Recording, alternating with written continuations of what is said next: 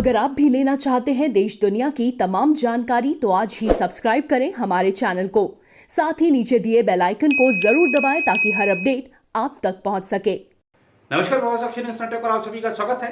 अक्सर विवादों में रहने वाले कर्नाटक कांग्रेस के अध्यक्ष डीके शिव कुमार के 14 परिसरों पर सीबीआई छापेमारी कर रही है। सूत्रों के हवाले से खबर आ रही है कि बड़ी मात्रा में नकदी बरामद की गई है और इस छापेमारी को कांग्रेस ने बताया है बीजेपी का छापा राज।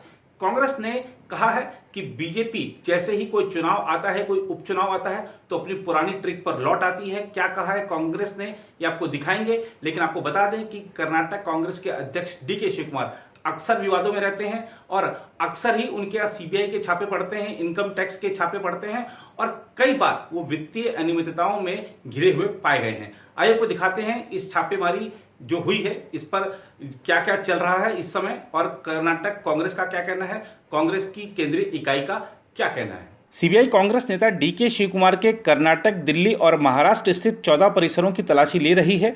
यह कार्रवाई भ्रष्टाचार के एक मामले में की जा रही है। सीबीआई ने जिन 14 ठिकानों पर छापेमारी की है उसमें 9 कर्नाटक, 4 दिल्ली और 1 मुंबई में है।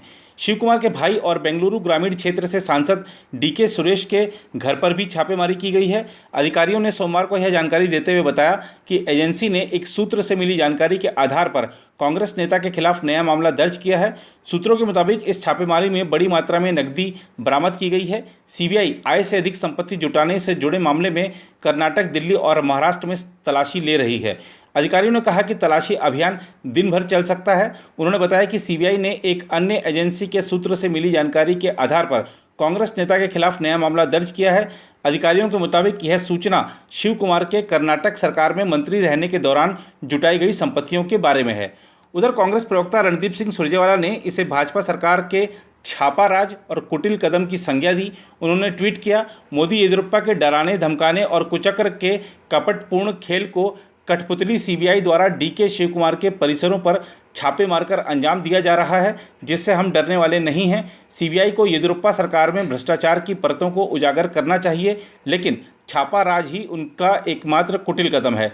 उन्होंने कहा, मोदी और येदियुरप्पा की सरकारें और सीबीआई, प्रवर्तन निदेशालय तथा आयकर विभाग जैसी भाजपा की सहयोगी संस्थाएं जानती हैं कि कांग्रेस कार्यकर्ता और नेता ऐसे कपटपूर्ण प्रयासों के सामने ना तो हतोत्साहित होंगे और ना ही झुकेंगे। जनता के लिए हमारी लड़ाई और भाजपा के कुशासन का पर्दाफाश करने के जो हमारे संकल्प हैं वो और मजबूत ही होंगे।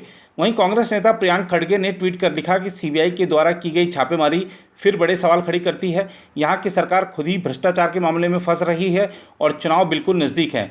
कांग्रेस सांसद गौरव गोगोई ने भी ट्वीट कर लिखा कि जैसे ही कर्नाटक में उपचुनाव नज़दीक आए, बीजेपी और गृह मंत्री अपनी पुरानी ट्रिक पर वापस आ गए हैं और सीबीआई को रेड डालने के लिए भेज दिया है। आपको बता दें कि कर्नाटक कांग्रेस के अध्यक्ष डीके शिव कुमार और उनके सांसद भाई डीके सुरेश के ठिकानों पर जो छापेमारी चल रही है उसको लेकर कांग्रेस आग बबूला है। सीबीआई की टीम बेंगलुरु के डोडा हल्ली, कनकपुरा और सदाशिव नगर में छापेमारी कर रही है। गौरतलब है कि बिहार विधानसभा चुनाव से इतर देश के अलग अलग हिस्सों में 3 नवंबर को उपचुनाव होना है। इसमें कर्नाटक की भी कुछ विधानसभा सीटें शामिल हैं।